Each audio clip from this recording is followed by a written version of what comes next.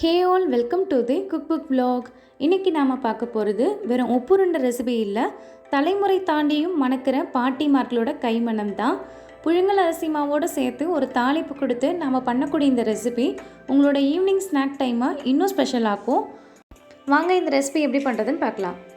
நான் இன்றைக்கி உப்புருண்டை பண்ணுறதுக்கு 3/4 கிலோ புழுங்கல் அரிசி எடுத்திருக்கேன், அதாவது சமையலுக்கு பயன்படுத்துகிற அரிசி.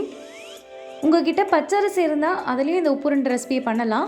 ஆனால் புழுங்கல் அரிசியில் பண்ணும்போது உப்புருண்டைக்கு நல்ல ஒரு சாஃப்ட்னஸ் கிடைக்கும்.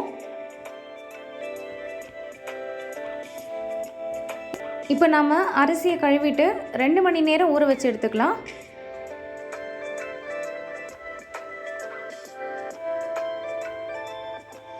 இப்போ 2 மணி நேரம் ஆயிடுச்சு. அரிசியும் நல்லா ஊறி இருக்குது. அரிசியில் இருக்கக்கூடிய தண்ணியெல்லாம் வடிச்சிட்டு நாம் இதை இப்போ அரைச்சி எடுக்க போகிறோம்.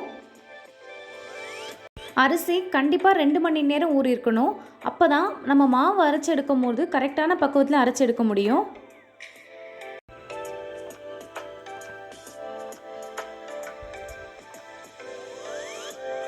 இப்போ அரிசி சேர்த்ததும் கொஞ்சமாக தண்ணி சேர்த்து ஒரு பல்ஸ் கொடுத்துக்கோங்க.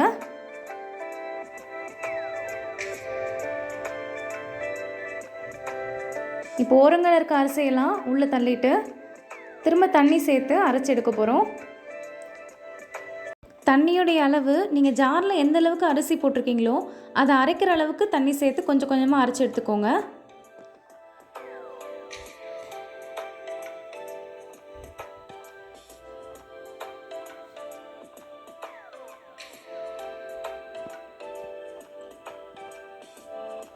இப்போ மாவு அரைச்சாச்சு. மாவு அரைச்ச பக்குவத்தை நான் காட்டுறேன் பாருங்கள்.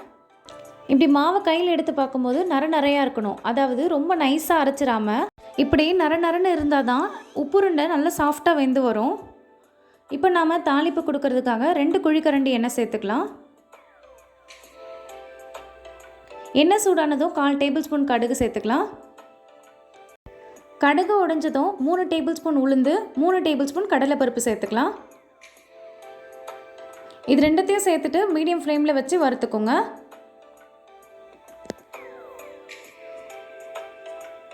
இப்போ இதில் 10லேருந்து 15 காஞ்ச மிளகாய் சேர்த்துருக்கேன். இது உங்கள் காரத்துக்கு தகுந்த மாதிரி சேர்த்துக்கோங்க.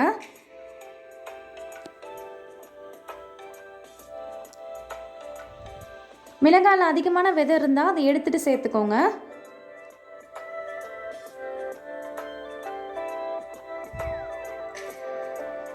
எண்ணெயோடு சேர்த்து நல்லா வறுத்துக்கலாம்.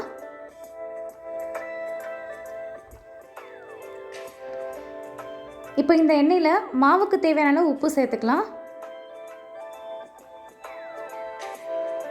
கூடவே வாசனைக்காக பெருங்காயத்தில் ஒரு சிட்டிகை, சிறிதளவு சீரகம், அதோட ஒரு கொத்து கருவேப்பிலை, இதெல்லாத்தையும் சேர்த்து ஒரு முறை கலந்து விட்டுக்கலாம். இப்போ இதில் ஒரு தேங்காவை துருவி வச்சுருக்கேன், அதையும் சேர்த்துக்கலாம்.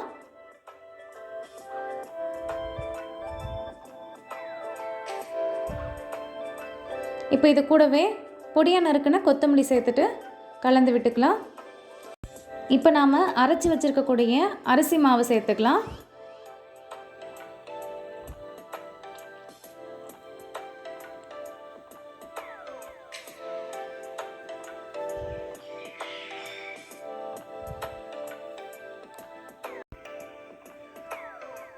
மாவு சேர்த்ததும் மீடியம் ஃப்ளேமில் வச்சு கலந்து விட்டுக்கோங்க.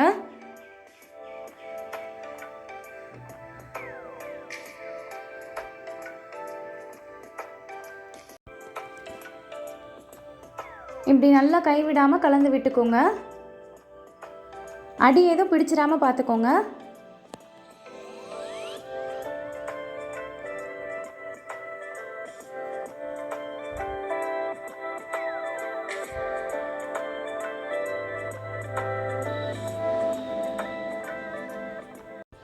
இப்போ நல்லா கலந்தாச்சு.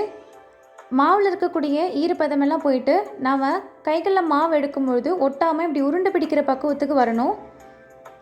இப்போ நாம் ஸ்டவ் ஆஃப் பண்ணிவிட்டு இதே போல் எல்லா மாவையும் உருண்டை பிடிச்சு எடுத்துக்கலாம்.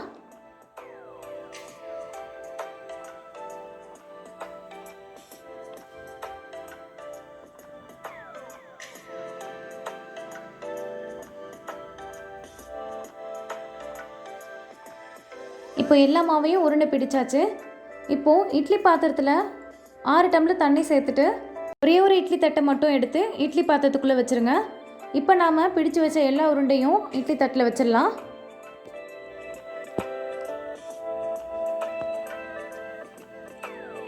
இப்போ எல்லாத்தையும் வச்சாச்சு. இதை இப்போது 20 நிமிஷத்துக்கு மூடி போட்டு வேக வச்சு எடுத்துக்கலாம். ஸ்டவ்வை மீடியம் டு ஹை ஃப்ளேமில் வச்சுக்கோங்க.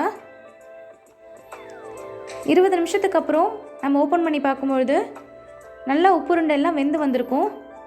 இப்போ ஒரு உருண்டை எடுத்து நம்ம உடைச்சி வெந்து வந்திருக்கான்னு செக் பண்ணிக்கலாம். ரொம்ப சூடாக இருக்குது. ரொம்ப நல்லா உள்ளெல்லாம் வெந்து வந்திருக்கு.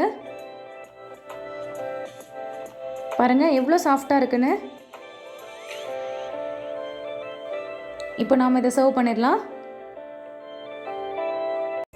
அவ்வளோதான், நம்மளுடைய டேஸ்டான உப்புருண்டை ரொம்ப சுலபமாக ரெடி பண்ணியாச்சு. நீங்களும் இந்த உப்புருண்டை ரெசிபியை வீடியோவில் சொன்ன ஸ்டெப்ஸ் எல்லாம் ஃபாலோ பண்ணி ட்ரை பண்ணிவிட்டு எப்படி இருந்துச்சுன்னு மறக்காமல் கமெண்ட் பண்ணுங்கள்.